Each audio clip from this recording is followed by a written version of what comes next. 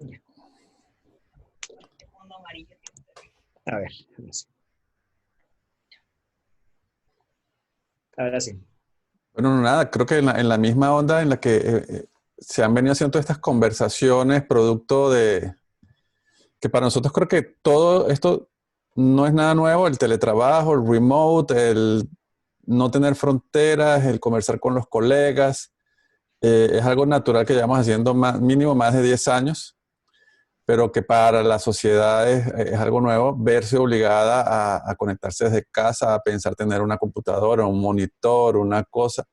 La gente que se acostumbró al aparatico smartphone móvil de hacerlo de una manera tan fácil, tan sencilla y tan breve.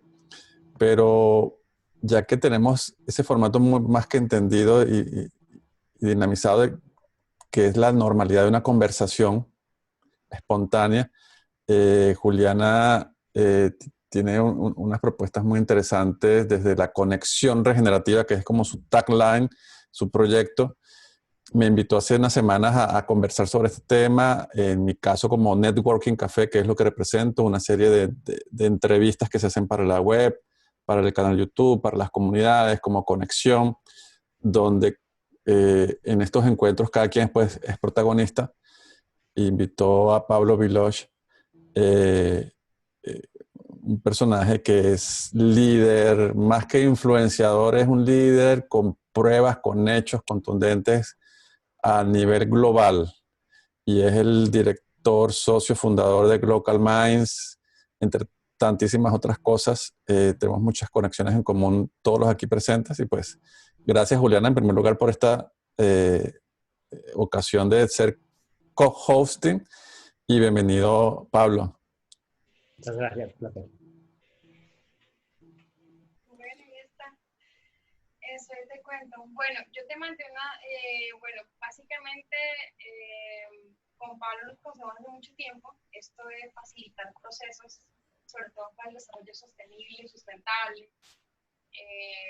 Luego, de ahí conozco que hiciste la maestría en liderazgo para la sustentabilidad. Y bueno, pues también quisiera que nos contaras en pocas, en tu experiencia, en definitiva, ¿qué viene siendo el liderazgo para la sustentabilidad? En pocas palabras, para mí el liderazgo no es una competencia individual, sino que es una capacidad colectiva, para partir por ahí. Entonces, y según Peter Singer, es una capacidad colectiva para co-crear el futuro en el que queremos vivir. Entonces, si estamos hablando de un futuro sostenible, estamos hablando de un futuro dentro de los límites planetarios y que satisfaga las necesidades humanas presentes y futuras, ¿no? Dentro de esos límites, ¿no? Sí. Así que liderazgo para la sostenibilidad sería pues, la capacidad colectiva de co-crear un futuro donde se satisfaga las necesidades humanas fundamentales del presente y del futuro dentro de los límites planetarios. Entonces, bueno, esa es la versión corta. La versión larga, ¿eso por dónde comienza? ¿Cómo empezamos a hacer esa vuelta? Que es que codiseñar ese futuro sí es un ejercicio colectivo, pero es como la suma de muchas voluntades. ¿Cómo lo empezaríamos a hacer?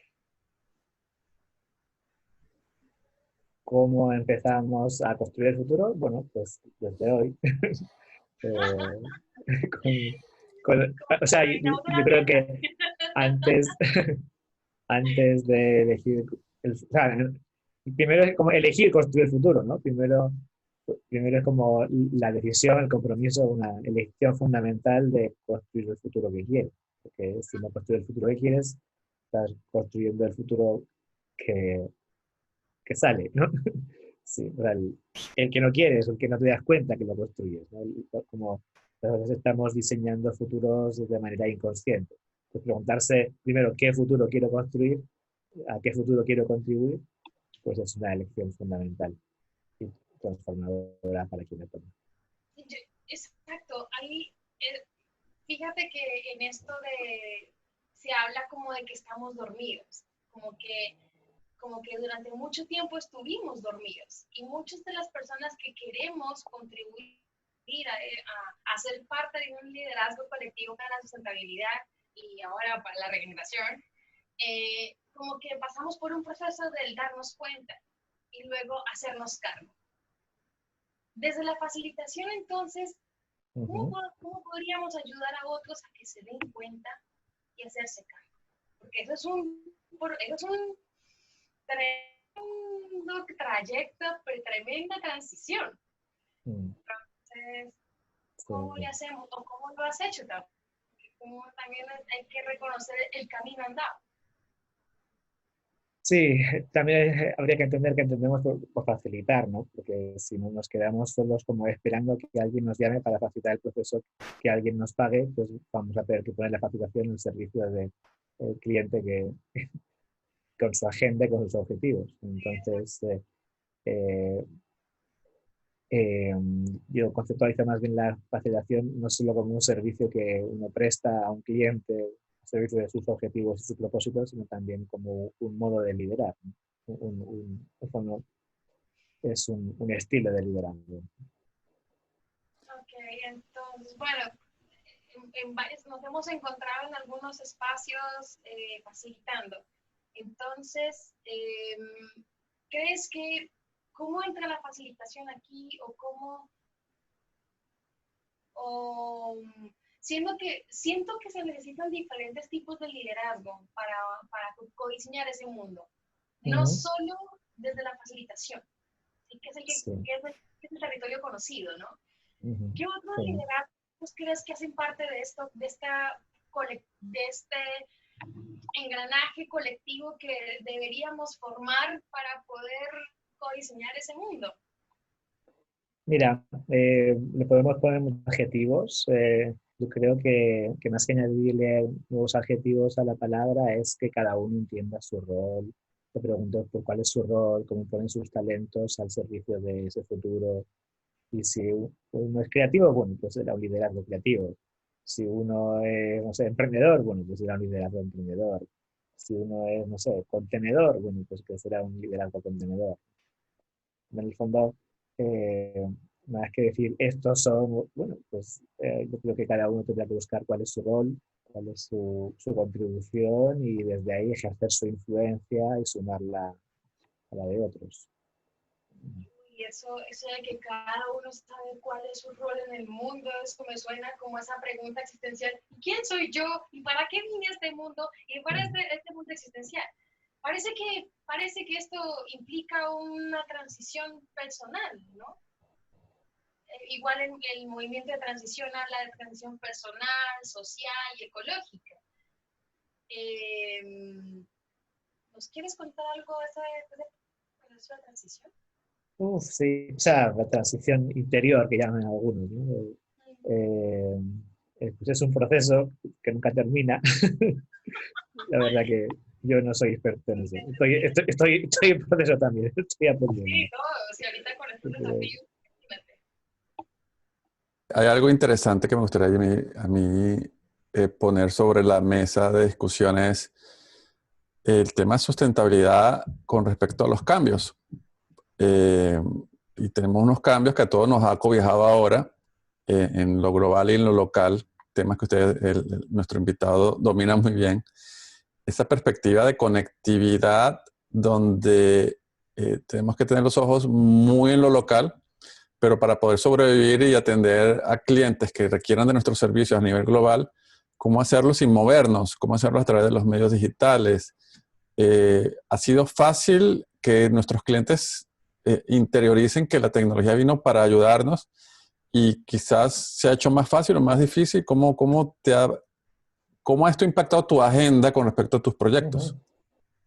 Bien, ha sido interesante, ¿no? Porque inicialmente, como en las primeras semanas de la cuarentena, como segunda quincena de marzo, muchos proyectos que se venían que iban a respetar la agenda del año, que iban a ser presenciales, pues muchos se congelaron, se cayeron, otros se digitalizaron, pero enseguida empezaron a llegar proyectos y clientes que necesitaban ser acompañados en procesos de colaboración digital y de otros países, ¿no? Como que de repente el mercado presencial, que solía ser el país donde estábamos, que era Chile, pues de repente empezaron a llegar clientes de Canadá, clientes de España, y en los últimos 2 meses hemos estado acompañando, facilitando procesos de colaboración, de diálogo, de construcción de equipo, de comunidad, países de México, de Perú, de Colombia, de España, de Guatemala, de Ecuador. Así que ha sido impresionante, ¿no? Como de repente desde el salón de tu casa estás trabajando y acompañando y facilitando a procesos, a equipos multiculturales que cada uno está en un país distinto. Es algo que se podía hacer antes, ¿no? Pero ahora el teletrabajo o la aceleración del teletrabajo a nivel masivo pues ha permitido ese tipo de procesos, ¿no? Ahí hablaste de algo de interculturalidad y a mí me encantaría ya tocar el tema de turismo. Que las personas que trabajan en turismo, si bien es un sector que ha sido muy, muy afectado por el COVID-19, creo que el turismo para mí me encantaría que fueran como esos conectores de mundos, esos enlazadores de mundos, ¿no? Esos puentes que conectan, pero al mismo tiempo que podrían generar experiencias no solamente recreativas, sino también de transformación. Y ahorita, desde esto de la sustentabilidad, estás escuchando esto de la regeneración. Entonces, ¿cómo es este paso primero, cómo es este paso de la sustentabilidad a la regeneración? Y dos, ¿cómo desde el turismo sustentable se podría pasar o contribuir a lo que ya empezamos a decir que sería regenerativo? Bien. A ver, en particular, cuando yo empecé a estudiar sustentabilidad en Suecia hace ya unos 10 años, nos mostraban un embudo, ¿no? El embudo de la sociedad insostenible, después como el cilindro de la sociedad sostenible, y nos decían, bueno, y en un eventual futuro podría haber un futuro regenerativo, ¿no? Cuando se vuelvan a ampliar las paredes del embudo. Eso que nos mostraban metafórica o gráficamente con esta imagen del embudo que se vuelve a abrir, tiene que ver con la posibilidad de volver a regenerar las condiciones que sostienen la vida. De alguna manera, hoy día habitamos sistemas degenerativos, habitamos una economía que es en sí está degenerando las condiciones, está deteriorando sistemáticamente las condiciones que permiten la vida en el planeta, ¿no? Entonces, una economía regenerativa tendría que ser una economía que está al servicio de recomponer, de regenerar las condiciones para una vida, para una salud, para una vida saludable, humana y planetaria, ¿no? Cuando considerando que no puede haber una vida humana saludable en un ecosistema no saludable, en un ecosistema enfermo, ni tampoco puede haber empresas saludables o exitosas en una economía enferma o fracasada. Ya, Pablo, a veces cuando ocurre en temporadas de tanto caos sociopolíticos, culturales, económicos, que está afectando al mundo ahora con la pandemia, que son escenarios que quizás eran altamente improbables, están ocurriendo y todo el mundo habla del 2020 como qué más nos puede sorprender, ¿no? Nos iremos acostumbrando a este tipo de cambios tan bruscos y decir, bueno, son procesos que pueden degenerar más allá de lo habitual, de lo normal, de lo proyectado, a esa aparición de especies como de cisnes negros, como dice la teoría, y nosotros como consultores, tú como consultor, como líder de proyectos en toda la región, ¿estás preparado o qué le puedes decir a los clientes con respecto a esto? Mira, la verdad es que vivimos tiempos extraordinarios y nunca nadie está preparado para tiempos extraordinarios, ¿no? Cuando han venido clientes buscando expertos en lo que están pidiendo ahora, yo parto con una declaración de humildad, ¿no? Mira, vivimos tiempos extraordinarios y nadie es experto ni en futuros extraordinarios, ni en futuro, ¿no? Porque ningún experto que conozco ha estado en el futuro. Y menos como para adivinar cosas que son, que son difíciles. No tenemos aquí las bolas de cristal para ser adivinos. Pero no podemos adivinarlo, pero sí podemos aprender a co-crearlo. De hecho, uno de los recientes libros que habla de economía regenerativa usa la metáfora de los cisnes, pero trae unos cisnes verdes, ¿sí? Que no son cisnes negros ni rinoceronte, ¿no? Son, el último libro se llama John Elkington. John Elkington tiene en la portada unos cisnes verdes. Y los cisnes verdes son como esas empresas, proyectos, negocios que contribuyen a una economía regenerativa, que de alguna manera pueden ser efectivamente negocios que contribuyan a recomponer, a regenerar las condiciones que permiten una vida digna y saludable, tanto de los humanos como de los ecosistemas. Y John Elkington, a todo esto, fue en su momento el que acuñó este concepto de triple balance, triple bottom line, triple impacto, ¿sí? Que años después se arrepintió de haber acuñado ese concepto. Ok. Bueno, volviendo al tema, entonces, del turismo, es decir, ¿cómo podría ser que el turismo fuera o contribuyera para la regeneración? ¿Cómo te lo imaginas siendo que todo el sector ha estado en sistemas degenerativos? ¿Cómo sería una persona que trabajase de ahí? ¿Desde qué lugar podría ser? ¿Qué habilidades podría o actitudes podría desarrollar? ¿Cuál sería la invitación ahí? Y el proceso. Bien, a ver, el turismo efectivamente ha sido uno de los sectores más afectados por la crisis actual. No sabemos cómo se va a recuperar de esto. Vamos a ver en el hemisferio norte cuál es la reacción de la gente ante el turismo y cómo reacciona el turismo durante este verano que empieza estos días. Por lo menos de mis fuentes cercanas en España, hay mucha gente que ya cansados de estar encerrados en casa han empezado a salir a la naturaleza, a la montaña, al cerro, a la playa, a los parques. Muchos están evitando todavía las tiendas, los malls, los centros comerciales, y muchos están yendo en masa a la naturaleza y a las playas.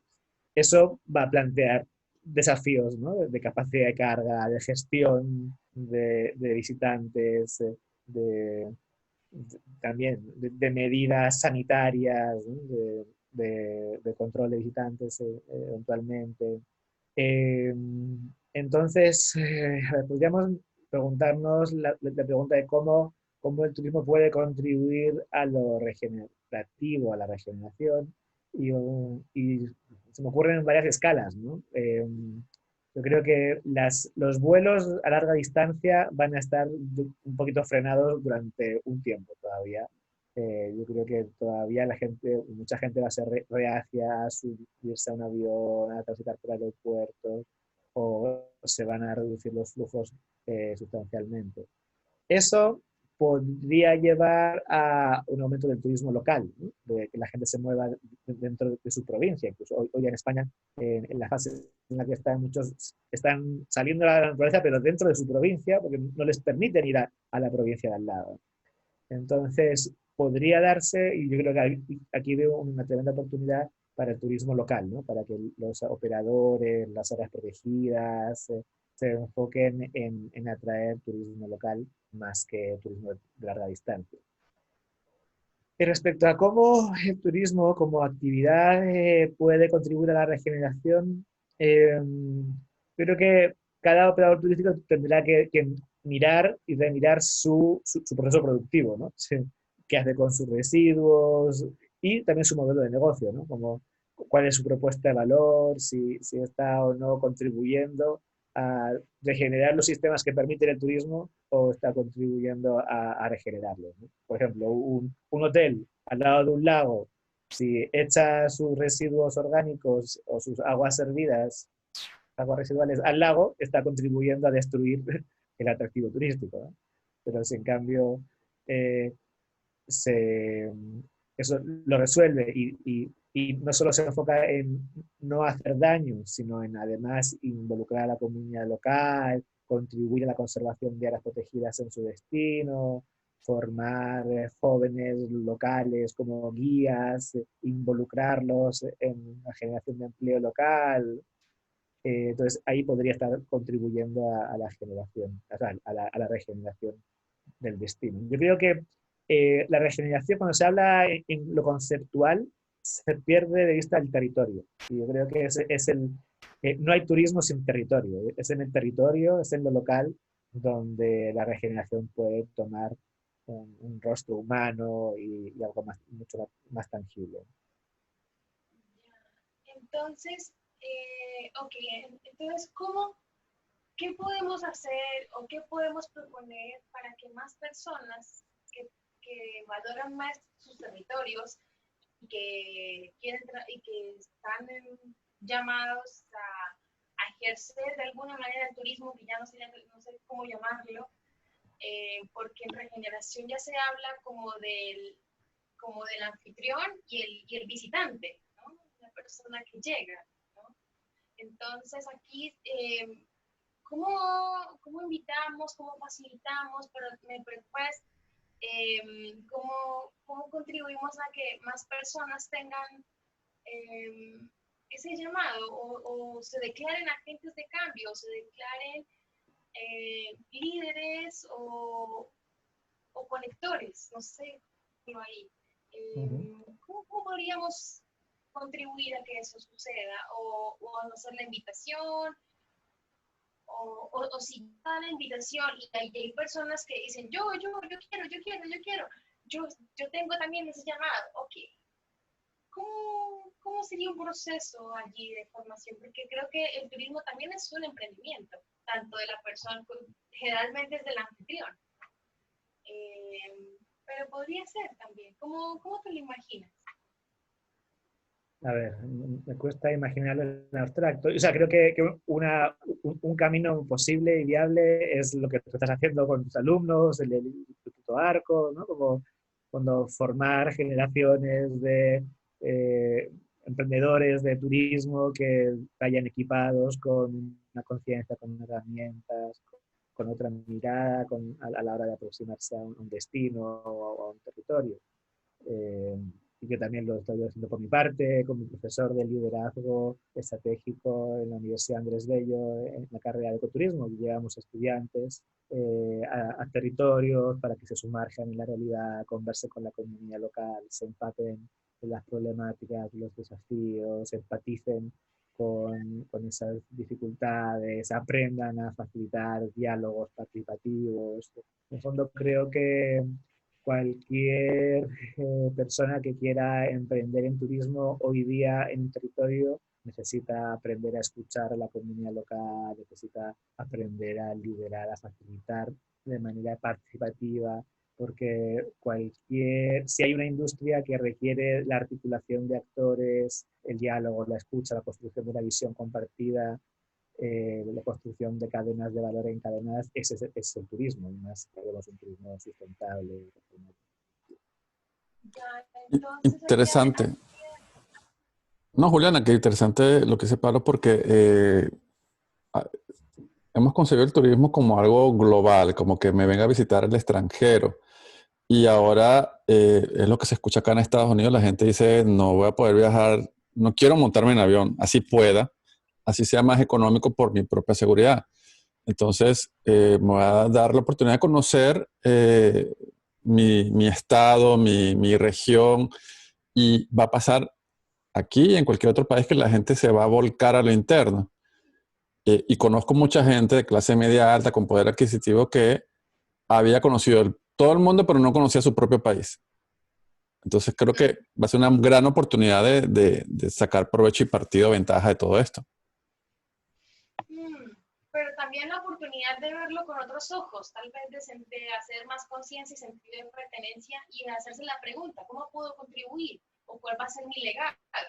O que si estoy habitando este territorio, ¿cómo hago para dejarlo? No sé, creo que para mí la sustentabilidad, la regeneración se resume en, oye, deja las cosas y las personas mejor de como las encontraste. Es como... es como eso, y creo que el hacer parte de ese tipo de reflexiones podría contribuir a, bueno, a hacerse las preguntas, a seguirnos a seguir dándonos cuenta. A mí me encanta o preguntarme o explorar, me encantaría explorar esta posibilidad de que las personas que trabajan en turismo, como son lo que tú dijiste, también que son como los más llamados a valorar la diversidad de la que ya existe como tema de ecosistema y el territorio, tanto como la diversidad de personas que vienen y van, porque cada ser humano es un mundo complejo, y al mismo tiempo ser ese colector de mundos. ¿Qué se requeriría para ser eso? Conectar mundos. Creo que ya como facilitadores lo intentamos hacer muchas veces y diseñamos experiencias para que eso pase. Pero, ¿qué hay que hacer ahí? O sea, creo que la pregunta se me perdió ahí, en esto del tratar de cantar un poco más esto de valorar la diversidad, construir puentes, enlazar mundos para un propósito mucho más grande que nosotros. ¿Cómo sería eso? Pablo, tú que has facilitado tantos procesos. No sé. Mira, o sea, para mí en general el turismo, sea local o sea internacional, es un encuentro entre culturas, ¿no? Incluso alguien que va de la ciudad al campo, aunque sea a una hora de su ciudad, ya es un encuentro entre lo urbano y lo rural, ¿no? Ya es un encuentro intercultural. Entonces, el encuentro intercultural que permite el turismo puede resultar transformador, ¿sí? No es transformador per se, ¿sí? Se requieren ciertas condiciones, ¿no? Que sea auténtico, que sea genuino, que sea un espacio de aprendizaje, de reciprocidad, ¿sí? Si yo veo a la otra persona solo como un objeto o solo como alguien que viene y me sirve el desayuno, pero no abro una conversación con esa persona, pues estoy perdiendo esa oportunidad del intercambio cultural. Eh, hay, hay, creo que, por ejemplo, el proyecto de Travolution en general, hay empresas dedicadas al turismo comunitario que lo cuidan genuinamente, ¿no? Que han ido tejiendo una red de comunidades indígenas y rurales en distintos destinos, generan un vínculo, generan encuentros con otras comunidades, aprenden unos de otros, lo han ido escalando a nivel internacional. Entonces creo que hay ejemplos muy inspiradores para ver qué están haciendo otros, ¿no? Eso, o sea, el fondo, el encuentro intercultural a través del turismo comunitario ya está sucediendo y creo importante también potenciarlo, fortalecerlo. Creo que es una gran oportunidad también para aprender de la sabiduría ancestral. Hay viajes que no te dejan indiferente, ¿no?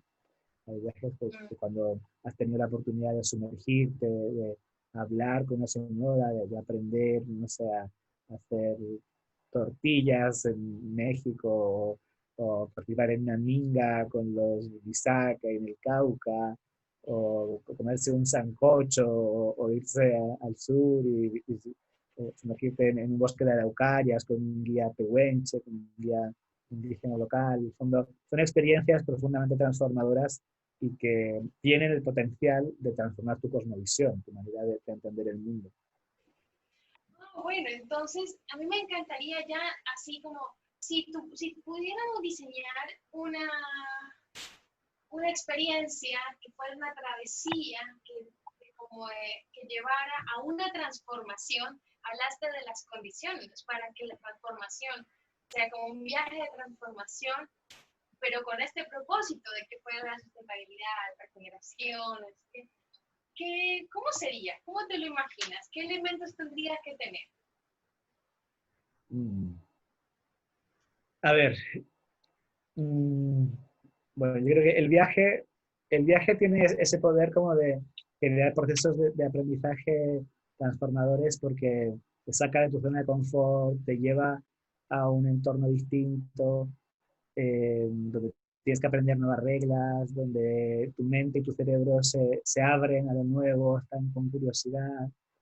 Pero para que eso sea posible, tienes que tener un espacio seguro, ¿no? O sea, en el fondo, para que el aprendizaje sea seguro, sea significativo, tienes que tener al menos la logística resuelta, ¿no? Si estás preocupado de tu seguridad física, eh, no vas a estar preocupado de aprender. Entonces yo creo que, no sé, condiciones básicas de seguridad, de logística resuelta, un acompañamiento, preguntas reflexivas, poder dar su tiempo de silencio para escribir, para reflexionar, para estar en la naturaleza, tiempo de comunidad, ¿no? Un tiempo como de reflexión grupal, de diálogo en comunidad, ya sea entre la comunidad de aprendices o de viajeros o con la comunidad local, dialogando, preguntando, indagando. Yo creo que se requiere una actitud de curiosidad genuina, ¿no? Una mente abierta para poder interpretar, preguntar. Mucho respeto hacia la comunidad local, ¿no? Creo que esos son ingredientes eh, básicos, ¿no? Como apertura, curiosidad, empatía, diálogo, reflexión, preguntas. O sea, o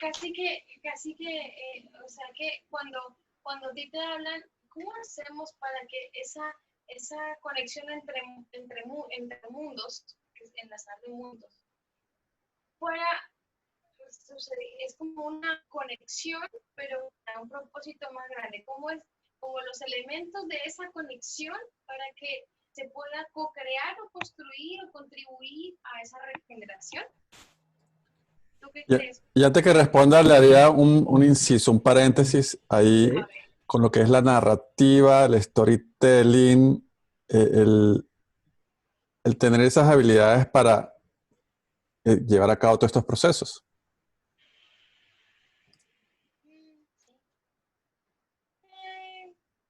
Creo que contar historias es muy interesante y es muy bueno. Sí, sí, efectivamente, contar historias. Mira, yo creo que es una muy buena manera de generar vínculo, de construir confianza, ¿no? Decía Eduardo Galeano que no estamos hechos de átomos, estamos hechos de historias. Eso Sí, significa así. que las historias constituyen identidad. Y bueno, pues una manera también de entender la cultura que uno visita es también escuchar sus historias, escuchar sus mitos, sus leyendas, pero también sus historias de vida, historias de vida que hablan por sí mismas, ¿no?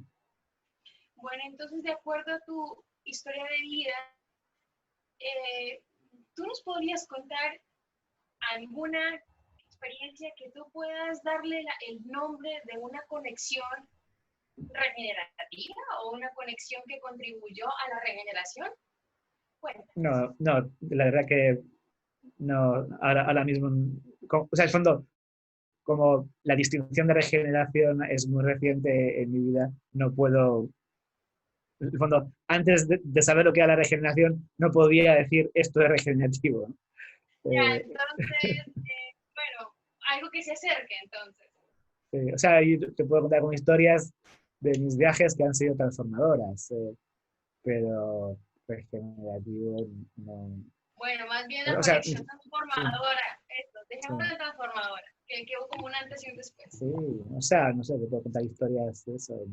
Generalmente han sido en zonas rurales, han sido en contacto con comunidades indígenas, en la montaña, no sé, viene a mi mente ahora pues experiencias con comunidades en la Sierra Norte de Oaxaca, o en el sur de Chile, con comunidades pehuenche, o en Colombia, con los MISAC, o sea, en el fondo todo encuentro así con cosmovisiones ancestrales, a mí me ha permitido desmoronar creencias, sistemas de creencias, paradigmas, eh, Mira tú. respecto al tiempo, a la vida, a la relación con la naturaleza. Oye, sí le pasó a una amiga que viajó a este monte en África, que seguramente lo va a decir mal, el Kalamanjaro, ¿cómo es que Sí, se...? Que después de que subió allí y después de haber viajado por todo el planeta, ella dice que ha sido su experiencia más gloriosa, más satisfactoria y que volvería. Y ya está planeando para ir para Machu Picchu para conocerlo, que me imagino que también va a ser otra gran experiencia en su vida. Yo también estuve y la verdad sí, es una experiencia increíble. Entonces, cuando hablamos de transformación y que esa transformación sea para un propósito mayor, entonces, ¿qué paradigma se cayó en uno de estos viajes? ¿Qué paradigma de esos degenerativos se cayó? Ya sea a nivel de tiempo, de creencias limitantes, el que sea, personal, social, colectivo, que hoy estés hoy contribuyendo a generar espacios, a facilitar temas que se llaman así, que se llaman regenerativos. La verdad que yo prefiero no llamar a nada regenerativo, porque la regeneración es algo a lo que queremos aspirar, ¿no? O en el fondo, eh, eh, yo trato de usarlo como adjetivo de lo que hago porque es como un aspiracional de un futuro, ¿sí? Entonces es como decir, esto es sustentable, esto no, en el fondo todos somos insustentables. ¿Ya? Sí, todos Sí, somos. porque habitamos un sistema que es degenerativo, entonces. Eh, desde ahí, desde la pregunta, a ver, si te entiendo la pregunta, eh,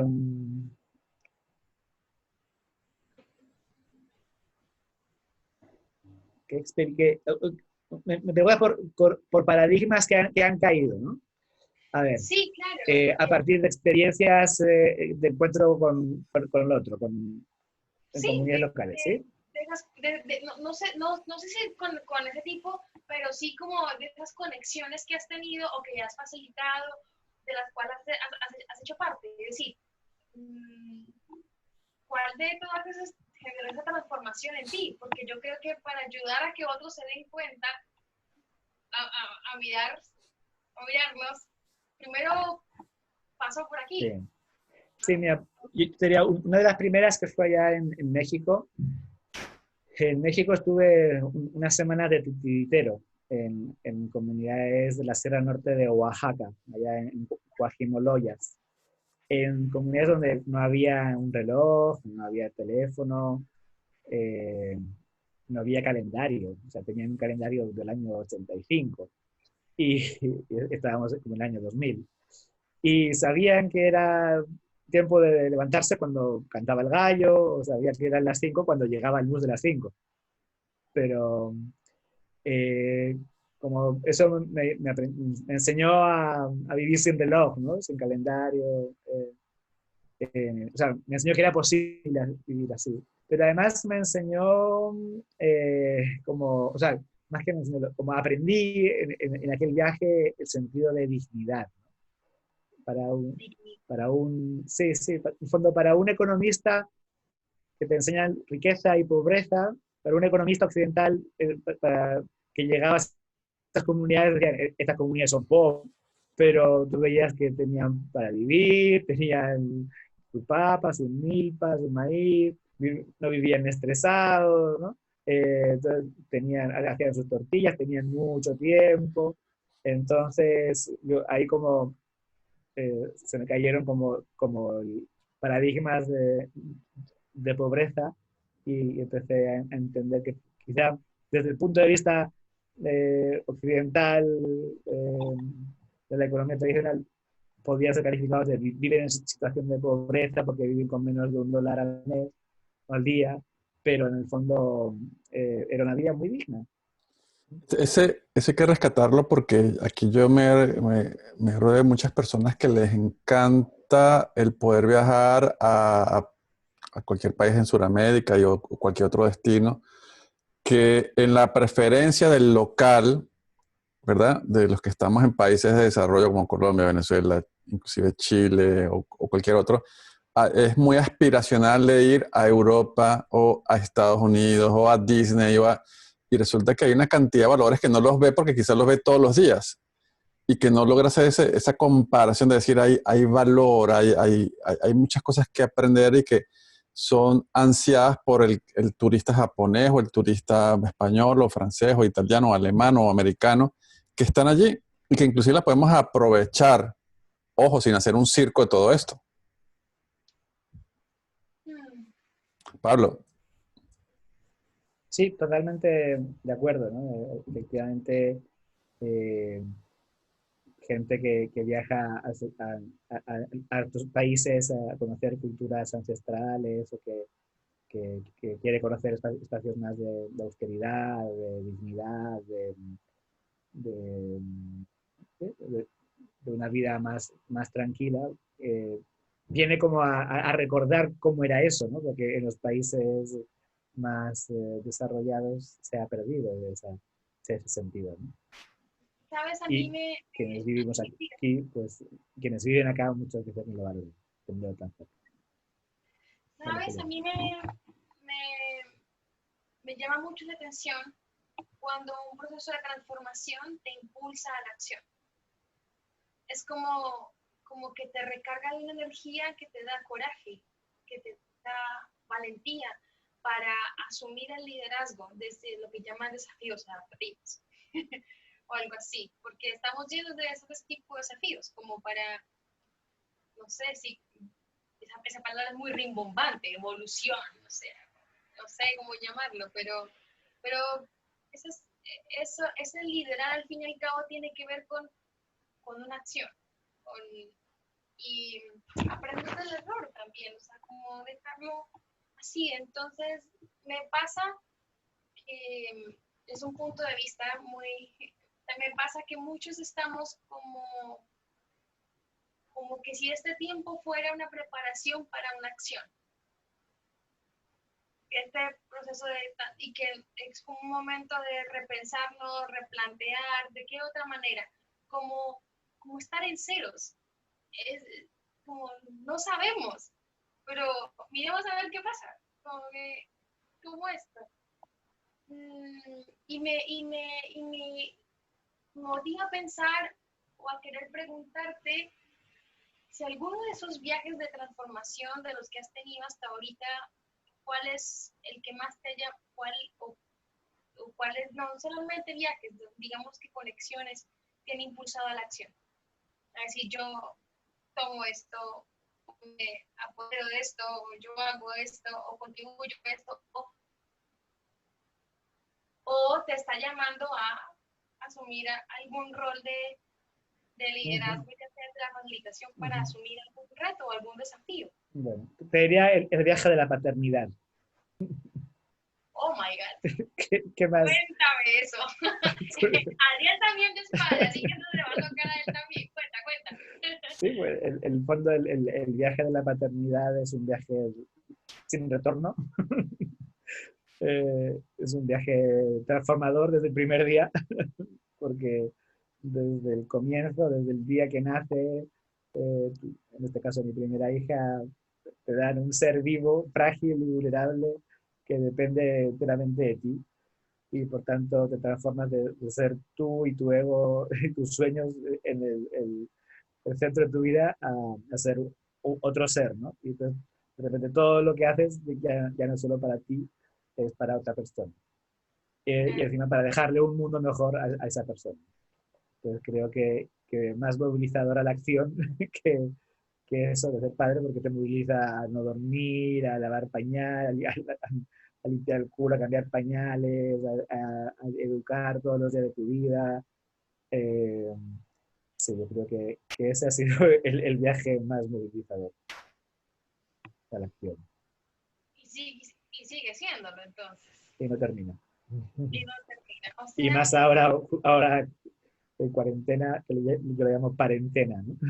Como el desafío de la parentalidad en cuarentena, combinando el teletrabajo, la teleeducación, las labores domésticas. Sí, que hay que tener una serie hay que tener sustentabilidad allí porque da más hambre, los niños comen más, hay más ocio. Bueno, ya para cerrar, Juliana María, Vale, últimas no, pues, palabras. eh, no, yo creo que se ha dicho tanto sobre las conexiones incluso el turismo como suscitador de conexiones, cómo debería ser ese proceso de facilitar conexiones, ¿no? De que realmente conecten mundos, que se vaya la diversidad y contribuya a la sustentabilidad. Entonces, nada, como me gustaría que nos fuéramos como con una invitación, yo creo, cómo sería, o como un llamado también, invitación a co-crear o facilitar esas conexiones, ya sea obviamente en este momento del turismo, por ejemplo, en este caso. Eso, como una invitación y un llamado a querer formarnos, a fortalecer o a simplemente empezar. ¿Cómo lo sientes? Eso, entonces no sé, ¿tú qué palabras puedes decir al respecto, mi querido Pablo?